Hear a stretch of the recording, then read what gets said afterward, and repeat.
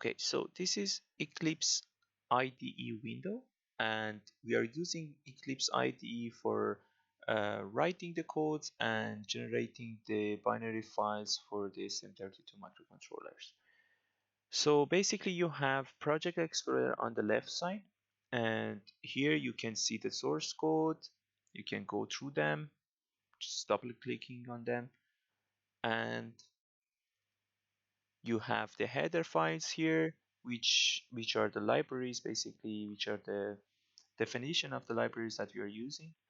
We have the coding window here, so we can write the codes here. You can change the color, the font size, and whatever you prefer in this window.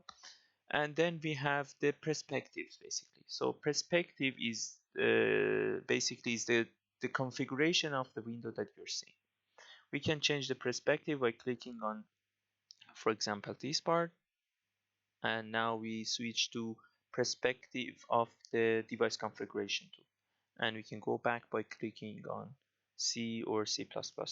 We will have the option for debugging as well, so it will appear here, which I will show you later. Okay, so that was the description of the Eclipse IDE.